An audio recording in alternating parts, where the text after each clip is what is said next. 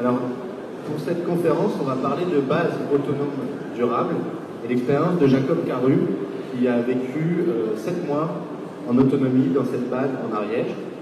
Et donc Jacob est scientifique spécialisé dans tout ce qui va être climatologie, géologie. Il nous fait l'honneur d'être présent. Il a dû retourner après un petit peu à l'école, après cette expérience. Et donc il a arrêté ces 7 mois en base autonome durable de manière volontaire et pas sous la contrainte de la difficulté. Donc c'est aussi la preuve que c'est possible de vivre en base autonome durable, sauf quand on a un responsable académique qui nous appelle apparemment. Merci tout le monde d'être venu ici. Donc ça me change pas mal d'être entre les Pyrénées où j'ai vécu seul pendant 7 mois et où j'étais dans la montagne, à venir ici à Paris devant autant de gens, ça fait un grand changement. Mais bon, on va parler un petit peu de ce que j'ai fait. Donc merci pour l'introduction, en tout cas pour ce que tu as dit. Bon, ça va être assez tranquille, là, j'ai écrit 2-3 trucs pour présenter les sujets que j'ai envie de parler. Donc j'ai un petit plan et j'ai mis quelques photos en diapo, donc ça va être assez tranquille. Donc comme il a bien résumé, ce que j'ai fait, j'ai passé 7 mois en Ariège, dans une cabane, à la rénover.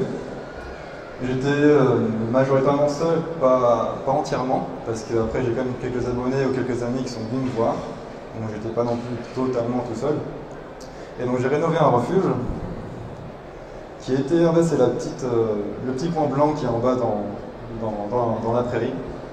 Donc j'étais entouré des montagnes, ça c'était vraiment génial, parce que j'étais vraiment dans les montagnes au naturel, c'était relativement bien assez isolé. Et c'est là où j'ai vécu pendant 7 mois, l'année dernière, entre avril et fin octobre. Ce que je fais sinon, moi c'est pas du tout mon métier, je sais pas faire ça, moi je suis juste un étudiant. J'étudie plutôt la climatologie, je regarde un peu comment sont les réchauffements climatiques dans le passé. Donc je m'occupe de spectromètre de masse pour mesurer les différences de masse d'atomes. Donc c'est vraiment pas du tout ce que j'ai fait là-bas. Et c'est pour montrer que n'importe qui peut le faire. Il n'y a pas de métier dédié au survivalisme, à vivre dans la nature. N'importe qui peut le faire. Du coup, c'est aussi la question, moi je me prétends pas, je ne suis pas un survivaliste, je ne suis pas non plus quelqu'un qui fait de la survie. Moi ce que j'aime faire c'est juste partir dans les bois, parce que j'aime bien être dans la nature, me relaxer dehors. Et c'est quoi vraiment du coup, le rapprochement entre ce que j'ai fait et ce que pouvez vous voir ici. Ce que je vais faire c'est juste raconter une expérience personnelle, ce que j'ai vécu, je vais juste raconter une histoire de ce que j'ai fait, et si ça peut vous inspirer, tant mieux, parce que après il y aura peut-être des gens aussi dans cette salle qui veulent après construire une BAD. Ouais, ok. Qui veulent avoir une BAD. Je sais pas, dans la salle, est-ce qu'il y a des gens qui ont une base autonome durable ou qui veulent avoir une base autonome? Je sais pas, levez la main si... Donc il y a quelques personnes qui sont intéressées dans le truc. Bon, moi ce que j'ai fait, c'est un choix vraiment de faire de vie dans les bois. Parce que moi je veux rester le plus autonome possible et être le plus isolé. C'est un choix personnel vraiment de tester cette solitude-là. Et donc il n'y a pas eu d'événement de rupture de la normalité comme vous le dites. C'est juste mon choix qui a fait d'être isolé, d'être en autonome. Donc c'est un contexte différent qui évolue et qui n'est pas forcé. Bon, j'ai fait un petit plan vite fait pour quelques idées globales. Je parlais d'autoconstruction sur la rénovation de la cabane, l'alimentation, ce que j'ai mangé là-bas, aussi l'énergie. Et après, si j'ai le temps, on va parler aussi de durabilité. Alors, pour l'autoconstruction, ça en fait c'est un refuge où je suis arrivé en début avril. Donc il y avait encore pas mal de neige. Au début, il y avait encore plus, il y avait plus d'1 mètre de neige. C'était assez dégradé comme situation. Et déjà pour le choix d'un terrain, le choix d'un refuge, ce que vous allez faire, en fait, c'est plus facile de rénover une ancienne bâtisse plutôt que d'en construire. Donc, déjà un conseil que je vous donnerai, c'est pas de trouver un terrain pour construire quelque chose, c'est de rénover. Parce que vous aurez déjà des murs, vous aurez déjà des constructions, et pas non plus besoin à un niveau autorité, c'est plus facile légalement de rénover un refuge plutôt que d'en construire un. Donc par rapport à ça déjà. Ensuite, eh bien, pour le rénover, il faut aussi faire le choix d'utiliser des matériaux locaux. Ah oui, ça c'est au tout début, vous montrer un peu les conditions dans lesquelles c'était. Donc pendant 2 mois, l'hiver était vraiment très très long. Donc j'ai beaucoup galéré au début, c'était difficile, il faisait froid. J'avais une cheminée, mais elle fumait, c'était horrible. Il y avait le toit qui fuyait, il y avait des souris dans la cabane, il y avait des déchets partout. Donc c'était pas très idéal. Donc je suis resté 2 mois à galérer dans la neige. Puis après, j'ai commencé la construction. Pour la construction, je vous conseille d'utiliser des matériaux locaux. Ce que j'ai fait, en fait, le refuge à droite comme il était auparavant, à gauche, enfin. Bon, il n'a pas tellement changé en extérieur, mais plutôt à l'intérieur. Et ce que j'ai fait, c'est vraiment utiliser des matériaux locaux. Pourquoi des matériaux locaux? Parce qu'en fait, il y a déjà un problème de coût. Les matériaux, c'est plus facile de couper du bois, de creuser de l'argile qui est vraiment à vos pieds, qui est sur place, plutôt que d'acheter des matériaux qui sont déjà tout faits, qui sont potentiellement plus chers. Donc il y a un problème de coût, aussi de proximité, parce que c'est quand même, c'est pas logique d'acheter du bois à Brico Dépôt ou autres qui sont dans la vallée, qui sont beaucoup plus loin. Moi j'étais quand même à 5 heures de marche du premier village, donc il fallait descendre tout en bas, puis après, acheter par exemple des matériaux et après les remonter à tout le matos, à 1500 mètres de dénivelé supplémentaire pour remonter, donc ça faisait plus de 6 heures pour remonter, donc c'était pas mal de temps juste pour acheter des matériaux. Et ce que j'ai fait comme choix, c'est avoir des matériaux qui sont vraiment locaux, comme du bois, de l'argile, de la terre, sur place. C'est aussi faire des méthodes un peu comme à l'ancienne. Nos grands-parents, nos anciens ont fabriqué ces choses-là, qui sont toujours debout, et c'est des techniques qui ont déjà été valorisées, qui fonctionnent, on sait que ça fonctionne, donc c'est réutiliser ces mêmes techniques-là. Après, c'est la disposition des matières premières. Bon, c'est vraiment si, quand vous choisissez un lieu, choisissez aussi un lieu qui a des matières premières comme du bois, comme de l'eau. Avoir une source en étang, c'est primordial pour la suite, pour faire la construction, pour faire le potager, etc. Donc faites un bon choix déjà pour le lieu.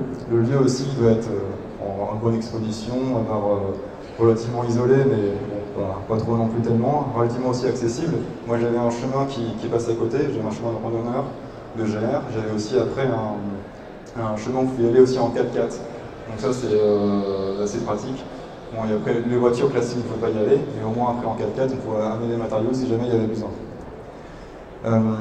Après aussi en outils, ce que j'ai fait, j'avais pas de tronçonneuse, de perceuse ou tout ça. En fait j'avais des outils à la main pour fabriquer des choses avec des outils qui étaient rustiques, qui étaient vintage, parce que c'est plus facile de réparer un manche de hache plutôt que de réparer une perceuse électrique. Et en plus, cette perceuse électrique, il faut aussi l'alimenter. Donc la Taria, comme l'outil que vous avez en haut à droite, c'est une perceuse à main, qui, bon, c'est un peu plus difficile, il faut quand même, c'est cool, ça marche à l'huile de coude, mais au moins, s'il y a un truc qui pète, je suis peut-être en mesure de la réparer plus facilement qu'une tronçonneuse plutôt que des outils électriques. Donc je faisais tout à la main. Je fais aussi des assemblages en haut à gauche, il y a des assemblages de bois pour faire des constructions. J'utilisais le moins de clous possible, le moins de vis. Il y en avait quand même quelques-unes au cas où. Bon, si vous en avez, c'est quand même plus pratique. Mais autrement, c'est des assemblages en bois avec des assemblages de tonneaux mortaises et des chevilles pour les coincer. Après, j'ai aussi des ragots pour fabriquer des bancs, des chaises. J'habitais aussi le bois à la hache, donc je coupais tout à la main. Après, j'ai transporté avec des sangles, je transportais sur le dos, sur l'épaule. Donc c'est pas facile, mais vous avez la certitude que ça va toujours marcher et ça vous dépendrez pas d'électricité, vous ne dépendrez pas de fuel pour faire une tronçonneuse électrique, une tronçonneuse avec de l'essence. S'il n'y a plus d'essence, voilà, vous êtes dans la merde.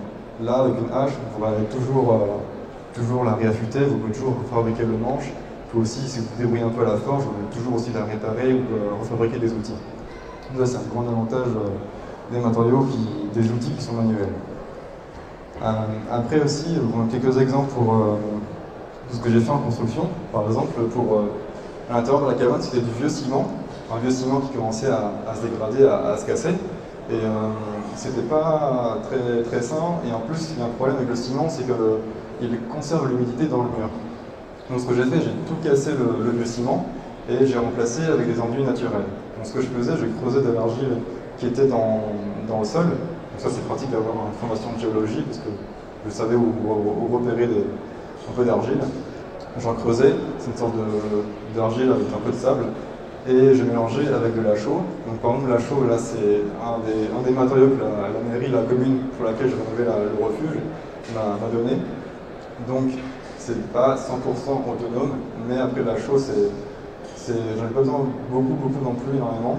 Et si vous voulez pousser le vice un peu plus loin, la chaux, vous pouvez aussi la fabriquer avec du calcaire. En fait, c'est juste vous mettez du calcaire avec du charbon en empillant les couches dans un fourneau. Vous foutez le feu à ça et ça va vous donner de la chaux vive. Donc, si vous voulez vraiment aller jusqu'au bout, vous pouvez même fabriquer aussi de la chaux. Donc, je faisais un mélange de chaux, d'argile, de sable, avec un peu de paille, et j'ai refait les enduits à l'intérieur du refuge. Et là maintenant c'était un mur qui respirait, c'était avec des enduits naturels, et j'utilisais mes mains, une pioche, une pelle, et des seaux, et de l'eau. L'eau c'est toujours important. Qu'est-ce que j'ai fait sinon? J'ai aussi fait des constructions en bois. Donc tout le bois c'est le bois de la forêt que j'ai coupé à la hache, qui était juste à côté. Et ensuite j'ai fabriqué des abris pour le bois, j'ai fabriqué des bancs, des chaises, des lits, j'ai fait aussi des lits superposés pour les randonneurs. J'ai quand même récupéré quelques palettes, qui est pratique, quand même. Mais après c'est que des matériaux de récupération, des matériaux que j'ai coupés, que j'ai fabriqués sur place. Et même si ça demande plus de temps, ça demande aussi de la connaissance et comment fabriquer tout ça. Donc ça aussi c'est avec l'expérience, faut rater des choses pour savoir que ça ne marche pas et ensuite après vous pourrez les réussir. Qu'est-ce que j'ai fait sinon? J'ai fait aussi un toit végétal. Avant c'était un toit en tôle qui fuyait, qui n'était pas isolant. Et ce que j'ai fait en fait, j'ai fabriqué un toit végétal qui cette fois je trouve ça plus joli qu'avoir un vieux toit en tôle. Donc pour ceux qui veulent faire du survivalisme, et c'est camouflé un petit peu, donc c'est une solution. C'était pas pour ça, c'était plutôt pour une isolation, parce qu'en refuge en montagne, j'étais à 1700 mètres, il faisait un petit peu frais des fois, et je voyais une nette différence avec une isolation en terre qui faisait 50 cm, mais plus qu'un toit qui était vivant, et aussi qui était étanche. Donc par contre, pour l'étanchéité, c'est aussi une des choses qu'on a... J'ai pas vraiment encore de solution pour ça, il faut mettre des bâches pour faire l'isolation. Donc en fait, ce que j'ai fait, j'ai gardé la charpente, parce qu'elle était encore bonne, mais j'ai mis par-dessus un géotextile, puis après une bâche EPDM. Une bâche EPDM, c'est une bâche qu'on utilise pour faire des mares. Donc c'est une bâche qui est très grosse, qui est très rustique, donc qui tient bien à l'immersion, s'il y a de l'eau dessus. Puis après encore un peu de géotextile par-dessus pour drainer l'eau, après de la terre fine et des végétaux de l'herbe. Donc là c'est bien parce que j'avais un toit qui était isolant, qui était étanche et qui est, pour moi, qui est joli. Donc j'ai fait ça pour la rénovation du refuge. Ça c'était un travail que j'ai fait pour la mairie, pour la commune. Donc, je me suis occupé de ce refuge-là. Qu'est-ce que j'ai fait? Ah oui, là c'est le deuxième chapitre que je voulais aborder. C'est de l'alimentation. Donc au début en fait je suis arrivé avec des stocks de nourriture parce que je suis arrivé en début avril, il y avait encore 1 mètre de neige, l'hiver était toujours encore présent en montagne et je devais bosser sur la cabane et fabriquer un potager et faire plein de choses, et si j'avais pas eu de stock de nourriture, j'aurais crevé de faim parce qu'il n'y avait rien à manger sur place. Donc en fait je suis venu avec des choses assez classiques, donc du riz, des lentilles, de la farine, des choses déshydratées, qu'on peut cuisiner facilement sur place avec, pour peu qu'on ait un peu de feu. Donc c'est ce que j'ai fait pour le début. Il fallait environ 4000 calories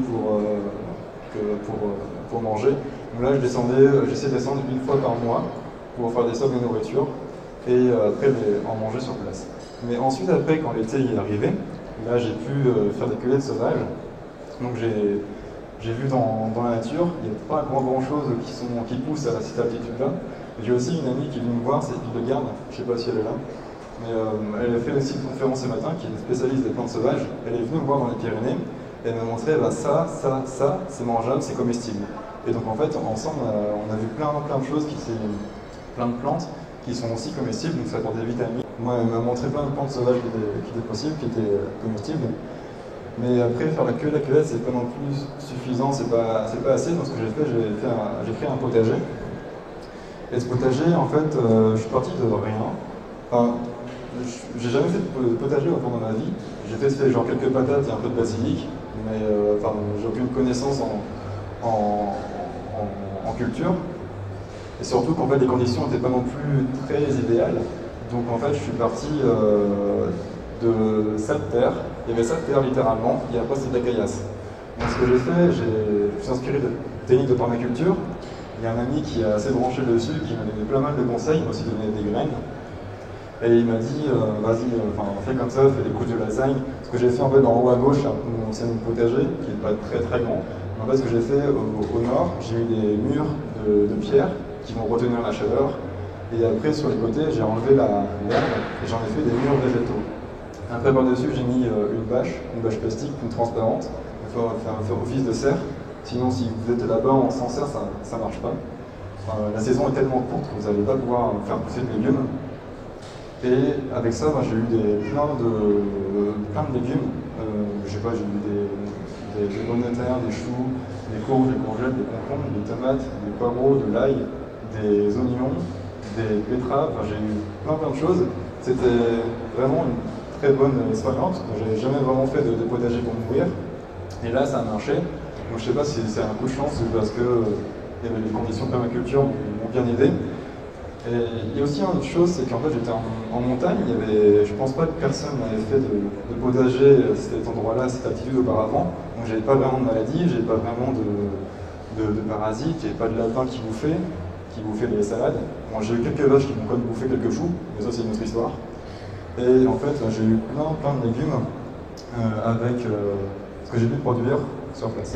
Et bon, j'étais pas non plus totalement autonome, parce qu'il y avait quand même par exemple du sucre, de la farine, des lentilles qui sont difficilement. C'est pas facile de faire pousser ça en altitude, en montagne. Et donc ça, j'avais fait le choix donc, de toujours acheter ces aliments-là qui sont assez faciles à obtenir en achetant. Donc une fois tous les 2 ou 3 mois, je descendais au village pour acheter ces aliments-là. Donc je n'étais pas totalement autonome, mais comme ces produits-là sont facilement stockables, c'est pas non plus très cher. Et moi j'avais fait le choix de passer du temps à faire la rénovation de la cabane qui me prenait quand même pas mal de temps toute la journée. Et après de faire un peu de potager et d'avoir quand même un peu de stock de nourriture. Donc ça c'était pour le jardin, pour la nourriture. J'avais aussi... alors j'ai mis quoi comme diapo après? Ah oui, c'est l'élevage. C'était Coquette qui est à gauche et Penny qui est à droite. C'est des poules que j'ai eues, qui m'ont fait des œufs, qui m'ont bien apporté aussi en protéines. C'est aussi les protéines, c'est un sujet important, qui revient assez souvent. Au début, moi j'avais pas de viande, j'ai fait un peu de saucisson de temps en temps, mais je me servais surtout des protéines végétales, donc les légumineuses pour avoir des apports de protéines. Et ensuite après j'ai eu mes poules pour avoir des œufs. J'ai aussi une 3e poule que m'a amené un copain. Moi j'étais heureux avec mes poules. J'étais bien là-haut. Et du coup, en fait, après, avec les poules, c'est assez simple en élevage. Vous leur donnez des déchets. Autrement, après, à la fin, je les libérais dans le champ et elles se nourrissaient tout seules. C'est-à-dire qu'elles grattaient, elles avaient des vers, des sauterelles, elles faisaient leur vie. Et le soir, après, je les renfermais dans un poulailler pour pas qu'elles se fassent croquer par le renard. Mais autrement, après, en élevage, vous pouvez avoir assez de choses. Il y avait des bergers qui n'étaient pas très loin. Eux, ils avaient des brebis, des chèvres, donc c'est aussi possible d'avoir des brebis, des chèvres, d'autres animaux, avoir des vaches, avoir des ruches aussi, c'est pour du miel, du sucre. Si vous savez chasser aussi, vous avez un permis, ou si vous voulez chasser, avoir des animaux, du gibier sauvage. Donc tout ça, en fait, ça vous apporte des protéines. Et voilà, après on va passer aussi sur l'eau. Un sujet dont tout le monde parle et qui est vachement important parce que en fait, moi j'avais une source qui était pas très loin, qui était à 500 mètres, mais en fait, au début je l'avais vue telle quelle. Je me suis dit, bon voilà, on est en montagne, il n'y a pas de pollution autour, il n'y a pas de risque. Bah, grosse erreur du débutant, je suis tombé malade, forcément, et on m'a prévenu un peu des risques, mais ce que j'ai fait ensuite, bon je ne vais pas vous répéter la même erreur, ce que j'ai fait, je filtrais l'eau tout le temps. Donc j'avais soit la petite paille filtrante, ou là c'était un autre filtre à pompe, et ça me suffisait, c'est un filtre à 0,1 ou 0,2 microns il me semble, et c'est largement suffisant pour les bactéries et une grande partie des virus. Normalement il n'y a pas de polluants en montagne, donc ça pouvait largement suffire à filtrer toute l'eau que je buvais. Autrement je la faisais bouillir, ou je buvais, je la mangeais en faisant des plats ou en les tisane. Donc ça c'était pour l'eau, mais vraiment avoir une noyau de source qui est à proximité, c'est le plus important. 500 mètres c'était pas non plus très loin, mais après si j'étais resté davantage de temps, j'aurais dévié une rivière où j'aurais mis un tuyau pour avoir de l'eau qui était vraiment sur place. Ça c'est super important, parce qu'après pour faire la construction, pour mes enduits, j'avais aussi besoin d'eau. Pour le potager, j'avais besoin de plusieurs litres d'eau, donc j'allais toujours les ramener avec des seaux, c'était pas pratique. Et vraiment, choisissez votre lieu avec une source d'eau qui est vraiment très proche de vous. Donc ça, on parlait aussi d'alimentation, et après il faut aussi parler un peu de stockage. Comment est-ce qu'après vous allez stocker votre nourriture?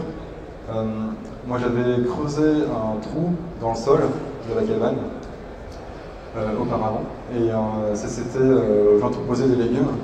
Donc c'est une sorte de frigo un peu comme dans l'ancien temps, mais c'est pas non plus à 3-4 degrés. C'est plutôt autour d'une dizaine de degrés comme une cave à vin. Là en l'occurrence c'est plutôt des légumes. Et ça suffisait pour conserver quelques mois ou quelques semaines en tout cas mes légumes. Et autrement après j'ai aussi des caisses qui étaient des caisses métalliques. Par exemple la caisse à droite qui est en métal, là-dedans je mettais des produits. Moi je mettais par exemple le riz, le sucre, de l'huile, j'ai pas besoin d'avoir vraiment de produits de conditions très froides. Donc voilà, j'ai aussi après du stockage un peu à l'ancienne. Donc ça va être dans des bocaux, faisant sécher des plantes, faisant sécher des champignons. J'avais plein de champignons là-bas. J'en ai mangé des tonnes et des tonnes. Et j'en ai fait aussi sécher une grande partie avec des plantes sauvages pour la suite de l'automne et de l'hiver. J'avais aussi après des bocaux. Je fais aussi des sirops. J'avais après aussi dans le potager par exemple, vous connaissez peut-être l'astuce de ne pas d'arracher la salade entièrement si vous la consommez. Vous prenez feuille par feuille, et du coup quand la salade elle reste en terre, et vous avez besoin de la conserver parce qu'elle est toujours vivante. Et toujours pareil possible pour les pommes de terre. Si j'avais faim, du coup je grattais un petit peu à l'intérieur, je prenais 3-4 pommes de terre, je les cuisinais, comme ça après le reste de la plante, elle continuait de grandir et continuait d'être sur place. Et j'ai pas besoin de la déterrer entièrement et de la stocker ensuite. Donc voilà pour le stockage. Donc, pour l'énergie, après j'ai aussi un panneau solaire. J'ai fait le choix d'avoir de l'énergie grâce au soleil parce que j'étais dans le sud, dans les Pyrénées. J'ai l'exposition plein sud, donc pour moi c'est vraiment le plus pratique. En production d'électricité, il va falloir avoir un moyen de produire. Donc moi je suis solaire, après ça existe aussi en hydraulique. Avoir aussi des moyens avec des éoliennes. Tout à l'heure on a aussi une conférence sur les éoliennes. Donc il y a pas mal de moyens de produire l'électricité. Moi j'avais un panneau qui était de 100 watts, 12 volts. Ça m'a suffi pour toute mon expérience. Après je pense que l'hiver, j'aurais peut-être dû doubler en superficie ou doubler le stockage. Mais en tout cas, si vous n'avez pas beaucoup d'appareils qui fonctionnent, c'est largement suffisant. Donc ça c'est le moyen de production d'électricité. Ensuite après mon père il est électricien, donc il connaît assez bien les schémas, tout ce qui est électricité. Donc en fait, là j'avais tout en bas à gauche les panneaux solaires. C'était le schéma électrique qu'on a fabriqué avec mon père. Donc je vais vous le décrire rapidement, pas tout en détail.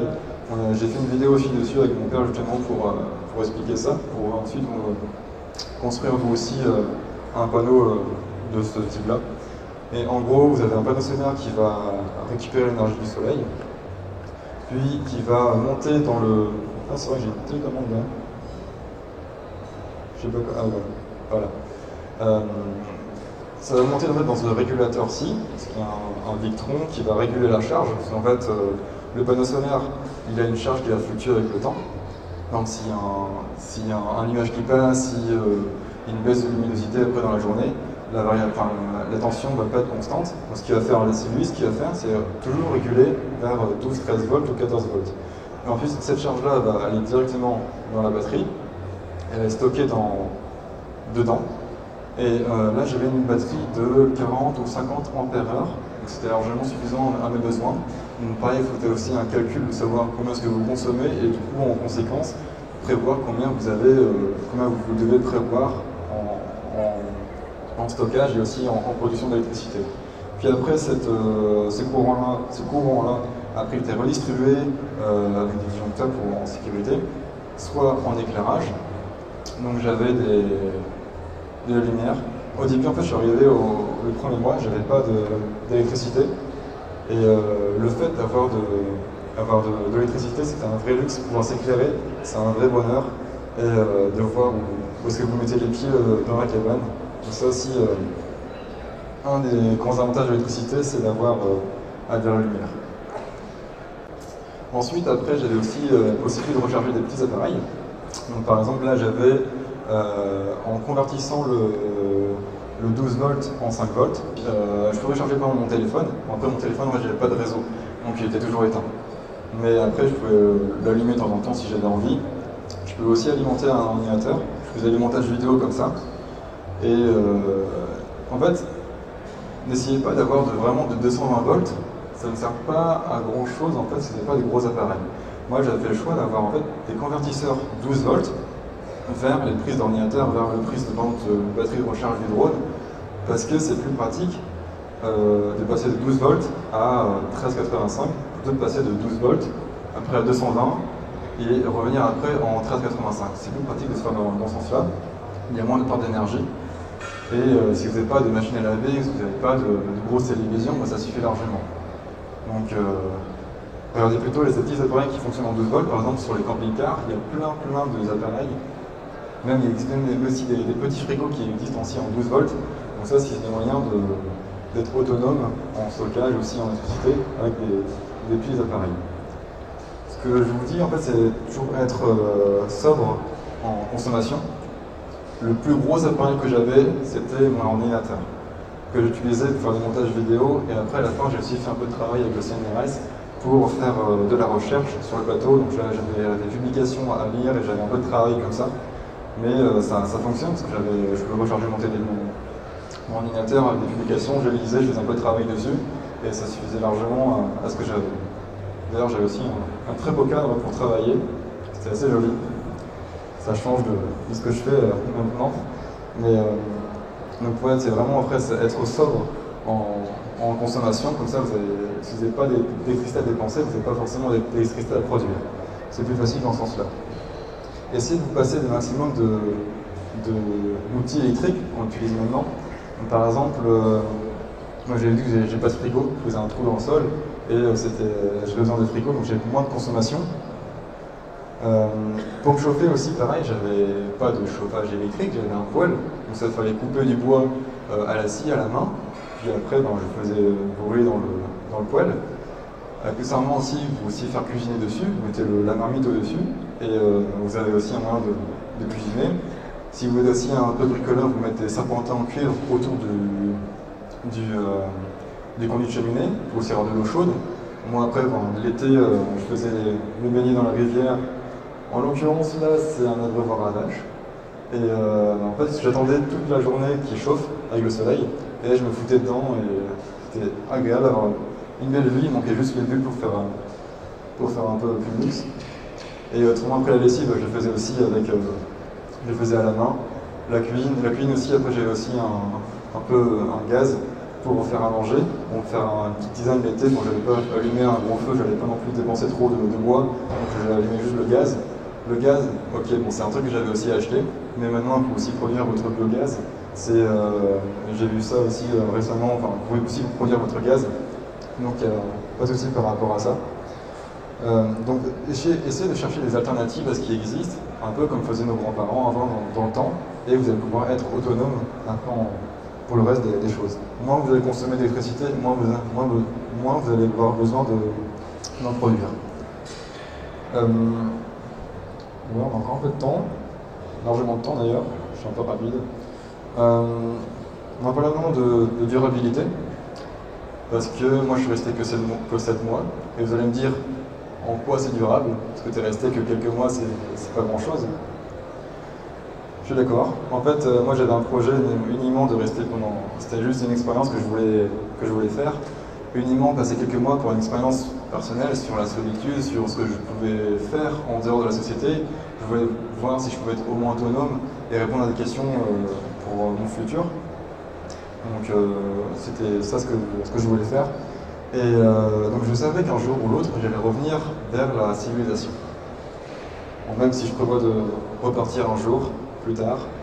Mais une fois que vous avez commencé à avoir votre base, une fois que vous avez commencé à avoir le refuge, là, il était isolé, j'avais du bois de chauffage, j'avais du stock, j'avais la nourriture.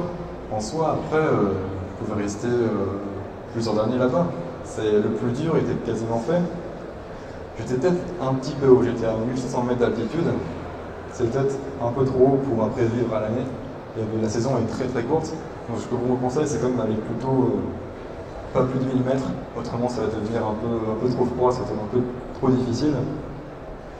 Mais pour la durabilité, ben, je pense que j'aurais pu peut-être tenir plus longtemps. Vraiment en moyen de vie. Après aussi, une question qu'on se pose sur la durabilité, est-ce qu'on doit le faire seul ou à plusieurs? Moi, mon expérience, je voulais vraiment être copain-copain avec la solitude, et je l'ai assez bien géré, mais après, si je veux refaire un truc comme ça, je ne le referai pas seul. Ça, c'est vraiment qu'une expérience. Si après je vais me lancer plus tard, je trouverai quelqu'un, j'aurai une communauté, mais je ne ferai pas ça tout seul de ma vie. C'est trop contraignant. Je vous conseille vraiment d'avoir un petit groupe, au moins 3, 4, 5 pour commencer. Après, en plus grande communauté, c'est plus difficile. Ça, j'ai pas encore arrivé à ce niveau-là, donc je ne peux pas non plus vous dire comment ça fonctionne sur des années. Pareil aussi, si vous voulez vraiment être durable, il faudra penser à avoir des arbres fruitiers, il faudra penser à avoir une mare, il faudra penser à avoir des installations, à avoir plus d'élevage. Là, en plus, c'est un autre niveau. Je ne suis pas encore arrivé à là. Donc, il y a des gens aussi qui savent peut-être mieux que moi. Je le laisserai peut-être après pour en rediscuter.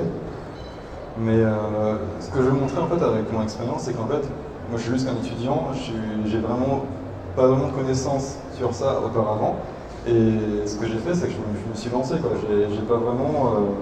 Il n'y a pas eu non plus de rupture de la normalité. C'est juste que j'ai voulu faire ça pour avoir une expérience personnelle. Ça m'a beaucoup apporté. Et ce que je vous conseille, c'est de vivre ça au moins une fois dans votre vie. Et n'attendez pas qu'il y ait d'événements, d'apocalypse ou n'importe quoi. Je vous conseille juste de moins vivre de cette façon-là.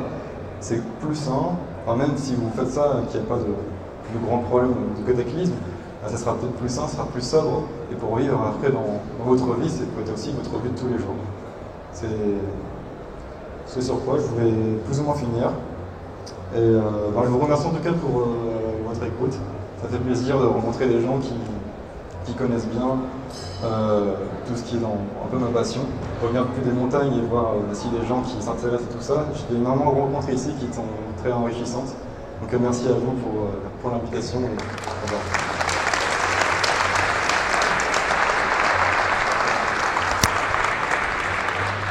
Avant de vous donner la parole, je voudrais juste te poser une question. Est-ce que tu t'es changé depuis que tu es revenu de ta base?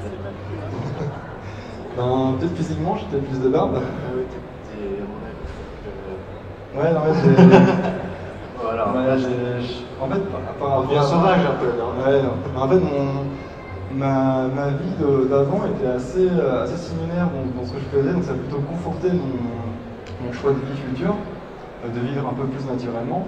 Mais après, j'ai conservé quelques habitudes, faire du yoga tous les matins, par exemple faire aussi écrire tous les soirs, Ça, je suis en train de voir aussi pour écrire un livre avec Flammarion. On est en train de voir pour raconter un peu mon expérience avec un livre.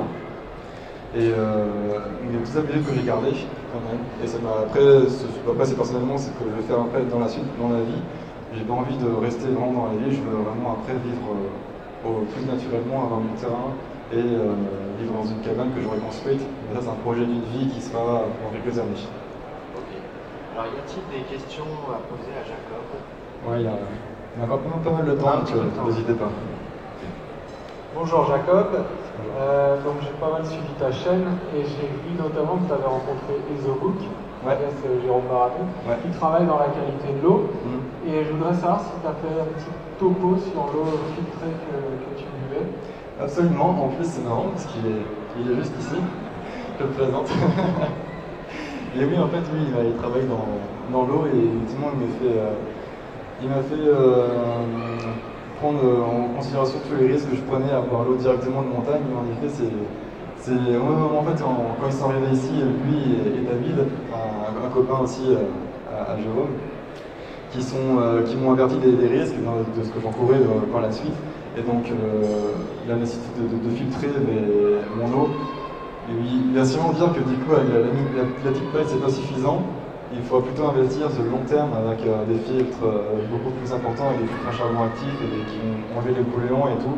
Donc pour l'instant, ça a fait le job, mais il va sûrement te dire qu'il vaut plutôt investir dans des gros filtres pour la suite.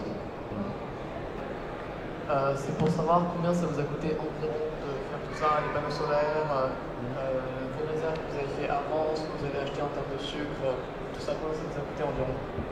Moi, je suis étudiant, peut-être toi aussi d'ailleurs, mais j'ai pas vraiment d'économie. Après, il y a aussi une chose qui est différente, c'est que pour les bateaux de construction, c'est la mairie qui a acheté, c'est la commune, parce que c'est comme leur cabane, je n'avais pas non plus financer leur truc. Et même moi, ça non plus, ça n'a pas coûté énormément, il faudrait que je leur demande combien exactement, mais c'est pas délirant, alors que la rénovation des cabanes aurait coûté 150 000 € au total, si elle était par des gens, et elle a coûté moins de 1000, largement. Et après, pour répondre à ta question, après pour le reste, j'avais la nourriture que j'achetais au début.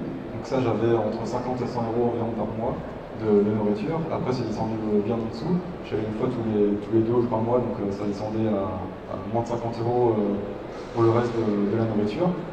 Pour le panneau solaire, il y a des éléments de récupération pour la batterie, mais moi, ce que ça m'a coûté exactement, ça m'a coûté environ 300 € pour avoir l'installation électrique. Donc c'est pas non plus délirant et ça va te durer pendant plusieurs dizaines d'années, enfin plusieurs années ou plusieurs dizaines d'années, c'est assez plus qu'un truc lâche. Donc ça c'est pour les énergies. Autrement après comme dépense, j'avais pas énormément parce que je dépensais rien. Il n'y a pas un centre commercial ou quelque chose? Non, il n'y a pas grand chose à côté, non. Il y avait la nature, c'est déjà un beau spectacle. Mais autrement après c'est du matériel que j'avais déjà moi, ou là c'était pour les outils manuels, c'est déjà des outils que j'avais déjà personnellement. J'ai beaucoup aussi du matériel que je prends d'occasion, par exemple que j'achète sur de seconde main ou d'occasion, ça revient beaucoup moins cher. Souvent je vais pas mal aussi dans les brocantes pour acheter du matériel comme des haches ou des rabots. Souvent c'est les grands-pères qui vendent ça ou qui n'utilisent plus. Il faut juste savoir comment les restaurer, ça te fait des outils qui sont magnifiques pour le reste de ta vie. Alors, merci. La question à $1 million. Est-ce que cette expérience t'a transformé ou alors est-ce que tu étais déjà prêt et tu avais déjà évolué avant de partir, spirituellement parlant? On a déjà un petit peu parlé tout à l'heure et moi je disais que mon mode de vie c'était déjà un petit peu en face par rapport à ce que je faisais auparavant. Après, ça m'a pas aussi pas transformé au point de changer de vie complètement, parce que c'était un peu dans quoi je baignais auparavant. Mais après, ça m'a dit aussi donner conscience un peu du prix des ressources. Par exemple, pour prendre une douche, je devais vraiment aller à la source pour prendre l'eau. J'utilisais peut-être 2-3 litres d'eau pour prendre une douche. Je prenais une fois quelques fois dans la semaine, c'était pas non plus tous les jours. Je faisais vraiment attention à ce que je consommais parce que j'avais pas grand chose vraiment et si je voulais vraiment avoir des matériaux à consommer, il fallait que je galère à les chercher. Donc, pour que ce soit pour la nourriture, pour faire le chauffage, pour le confort ou autre, comme ça, en fait, je faisais le moins de choses possible parce que ça demandait plus d'efforts et c'était quand même, je trouve ça plus parcimonieux de moins consommer et de moins consommer. Du coup, c'est aussi un mode de vie de sobriété en fait. Question, monsieur. Deux questions, s'il vous plaît. Première question, vous avez utilisé du bois brut. Comment est-ce que vous l'avez protégé contre les insectes xylophages? Première question. Deuxième question, comment vous avez fait pour le pipi caca? Ah oui, la question d'hygiène, j'ai juste noté, mais j'ai pas lu. Donc pour la première question, du coup, pour le bois, qui est du bois que j'ai coupé dans la forêt, il y a quelque chose en fait, qui est magnifique avec la nature, c'est qu'en fait, vous avez tous les éléments de protection dans la nature. Donc c'est bien, en fait, le bois, je le coupais, c'est souvent du pin, mais aussi dans les racines et dans l'âme en général, aussi de la résine. La résine, en fait, il faut l'extraire. Donc ça, je l'avais montré dans une des vidéos à la fin. Et en fait, il fallait, on extrait de la térébenthine, donc il fallait en fait couper les racines qui sont gorgées de résine, que je les mets dans un récipient, c'est une sorte de distillation, donc je récupère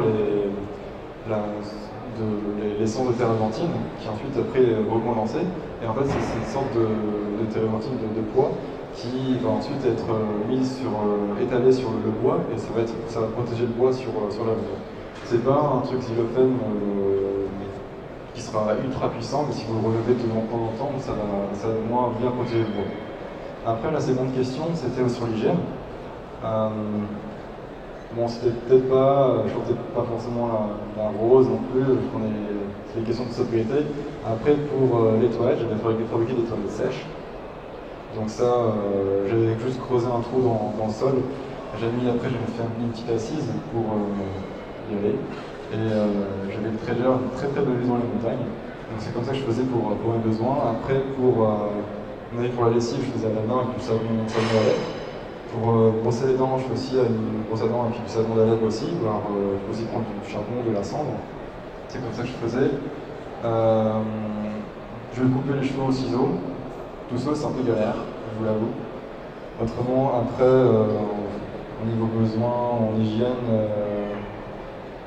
je sais pas, vous avez d'autres exemples comme ça, mais bon, je me débrouillais en fait, et ça, ouais, je sortais pas la rose tout le temps, mais bon, je prenais peut-être une douche où je me lavais 2 ou 3 fois dans la semaine, c'est pas énorme. Mais après, en fait, il y a une chose que j'ai remarqué, c'est que quand vous prenez moins de douche, en fait, votre corps s'habitue à ne plus transpirer autant et vous sentez moins. Et votre corps s'habitue à avoir moins de douche. Vous sécrétez après quelque chose sur votre peau qui va vous protéger. Et si vous l'enlevez tout le temps à chaque fois, votre corps va en produire davantage, de plus en plus à chaque fois. Et c'est ça qui peut sentir mauvais. C'est une question pour la sécurité. Si vous aviez un kit de secours, ce que vous n'avez pas pour la sécurité, parce que je maniais des instruments comme des haches ou des scies tous les jours, je crois que ça devait être un peu dangereux. Vous avez dû vous blesser plus d'une fois, je crois. J'ai pas eu de grosses blessures en fait. Peut-être des petites coupures par-ci par-là sur les mains et les couteaux, mais pas grand chose. Donc c'est vrai, par exemple, si je m'étais coupé un bout de bras ou une veine ou une saigne artère, je pense que j'aurais pu crever sur place. Donc ça, c'est un risque qui était peut-être un peu inconscient. Mais après, j'avais quand même, bien sûr, un kit médical de premier secours. Mais pour stopper une hémorragie, j'aurais peut-être dû faire un peu de mal. Et il y a quand même des gens pas tout très loin, il y avait un peu de passage devant. Donc si jamais il y avait quelqu'un qui était devant, vous ne pouvez pas essayer de me secourir. Mais après, clairement, si j'étais blessé dans la forêt en bas, il n'y avait personne, il n'y avait aucun passage, là, et je pourrais crever. La seule blessure qui m'a fait un peu mal, on va dire, que je marchais pas mal pieds nus là-bas, et une fois j'ai marché sur un clou rouillé. Donc bon, ça se croche vite fait dedans, t'as le clou qui va se planter. Et donc c'est pas ça le pire en fait, c'est parce qu'après ça s'est infecté. J'ai nettoyé un petit peu, trop superficiellement, et en fait ça s'est infecté par la suite. Et heureusement après j'ai dû tout renettoyer, et avec un petit peu d'antiseptique ou de trucs comme ça. Ça s'est bien passé après, mais bon, c'est un truc qui aurait pu mal gêner. On Heureusement que tu es venu hier à la conférence sur Vivre en milieu hostile. Oui, pour ce partage de cette magnifique expérience. Alors j'avais deux questions. La première, pendant cette période où tu allais vers toi-même, est-ce qu'en dehors des visites prévues, des promeneurs ou des personnes ont pu découvrir cet endroit dans lequel tu vivais et échanger avec toi? Et ma deuxième question, qui est un peu plus particulière, étant géologue à l'Université de Lyon, je voulais savoir ce que tu étudiais en tant que géologue ou futur géologue. Alors pour la première question, tu peux aller la voir, la cabane, elle est dans le plateau de Bay, c'est la cabane d'Artaran, tu peux la trouver sur internet. Tu peux aussi, l'été, elle sera toujours ouverte pour les randonneurs, donc ils puissent ensuite y dormir l'été. Et l'hiver, elle est fermée parce qu'il y a des squatteurs qui viennent auparavant, c'est une partie des raisons pour lesquelles elle a été dégradée. Et du coup, elle est fermée, mais après tu peux demander aussi à une amie là-bas qui travaille à Angaka, ils ont des chiens de traîneau. Et l'hiver, en fait, ils ont les clés, ils peuvent rentrer dedans, ils font une pause avec les chiens de traîneau et se réchauffer. Comme ça, c'est pratique parce qu'en fait, la cabane, elle est toujours utilisée, elle n'est pas laissée à l'abandon. Donc ça me fait plaisir aussi de savoir que mon travail n'a pas été fait une fois et du coup, ils l'ont mis de côté. Du coup, l'été, il a été réutilisé par les randonneurs qui font en GR et l'hiver aussi par ma pote. Et du coup, la question, c'est pour la géologie. Moi en fait j'ai quitté la cabane depuis, je suis revenu un peu vers le système académique pour faire un doctorat, une thèse. Donc, je m'intéresse à la climatologie, surtout dans le passé. Je m'intéresse au réchauffement climatique, leurs mécanismes, pourquoi, comment, etc. Donc je m'intéresse dans les carottes de glace antarctiques. On regarde dans les bulles de glace ou dans les isotopes de l'eau, savoir comment est-ce que le climat a évolué dans le passé. Est-ce que pendant ton séjour, tu as suivi des carences particulières en protéines, magnésium, je ne sais pas? C'est difficile à dire, savoir sur les carences, j'ai pas fait d'analyse de sang, mais au début j'ai beaucoup perdu de poids, relativement pas mal, en un mois j'ai perdu 5-6 kilos. Après c'est aussi j'appelle les kilos citadins sur les kilos que tu as sur toi mais qui sont pas vraiment utiles. Donc c'est normal que tu en perdes un petit peu, c'est un changement de régime, si tu manges plus les mêmes choses. Tu as aussi un changement d'activité, tu fais beaucoup plus d'activité physique. Donc j'en ai perdu pas mal à ce moment-là. Après je me suis restabilisé, je me suis un peu plus rattrapé ensuite par la suite. Mais au niveau carence, me semble pas. Après j'avais toujours des protéines végétales ou animales qui étaient toujours présentes. Un truc qui me manquait surtout, c'était des fruits et des légumes, enfin plutôt des fruits frais. Par exemple, un truc que j'adore, c'est manger des raisins, des melons, c'est comme ça. Et ça j'en avais pas sur place. Ça m'a terriblement manqué, mais après c'est en goût, je pense qu'en vitamines j'en avais toujours. J'avais des plantes sauvages, mais c'est en goût, des fruits frais, c'est un truc qui me manquait énormément. Je voulais savoir, comment as-tu trouvé cette cabane? C'était une annonce par la mairie, tu es allé les voir? Ouais, je me suis pointé en gros, je leur ai demandé est-ce que vous voulez que je rénove votre refuge bénévolement? Ils m'ont dit oui, c'est tout. Et en fait c'est ce que je me suis baladé l'année dernière, j'ai fait le parcours du GR. Je me suis baladé, j'ai fait un mois de bivouac et j'avais trouvé cette cabane-là qui était. J'adorais le spot, c'était vraiment un endroit de rêve. Et quand j'ai vu cette cabane-là, j'ai demandé directement à la mairie bonjour, est-ce que cette cabane-là elle est vraiment super, c'est dommage qu'elle soit un petit peu abandonnée, en ruine. C'est qui le propriétaire, comment je peux le contacter? Et ça verrait que du coup ça appartient à la commune directement. Et du coup, j'aurais demandé directement au maire est-ce que je peux faire le travail et ça ne me coûtera rien. Moi, c'est ce que je veux faire, j'ai envie de rénover dans une cabane dans les Pyrénées, vivre un peu seul, vivre un peu en ermite. Et du coup, c'était gagnant-gagnant parce que c'est mon projet. Eux aussi, ça évite qu'ils dépensent des milliers d'argent, des milliers d'euros pour la rénovation. Et ça a mangé aussi les randonneurs parce que eux aussi, après, ils peuvent y retourner quand ils veulent l'été s'abriter d'un orage ou pendant un pique-nique. Donc c'est un peu un coup de chance. Pour terminer, tu l'as évoqué un tout petit peu, mais par rapport à la solitude, est-ce que tu estimes qu'il y a un risque qu'on sombre en étant trop seul dans des phases un petit peu, je dirais, folie ou des choses comme ça à long terme, ou est-ce qu'il y a la méditation par exemple? L'être humain est prévu pour communiquer, donc c'est pas naturel qu'on soit si longtemps tout seul. Après, il y a plusieurs alternatives, par exemple sur la création artistique, ça m'aide beaucoup. Pour pouvoir communiquer avec quelqu'un qui était en face, mais communiquer avec d'autres personnes, d'autres moyens. Par exemple, je les lis beaucoup, c'est communiquer avec un auteur, faire des échanges de pensées avec lui et avec moi. Ou autrement, j'écrivais aussi pas mal, tous les jours j'écrivais ce que je faisais. Après, c'est aussi je me sentais pas seul parce que bon, je créais beaucoup, je faisais de la musique, je faisais de la peinture, et tout ça en fait, je me sentais pas du tout seul, je me sentais hyper créatif, chose que j'ai l'impression que j'ai perdu ça depuis que je suis revenu en ville, mais je ne sais pas du tout senti seul pendant ces temps-là.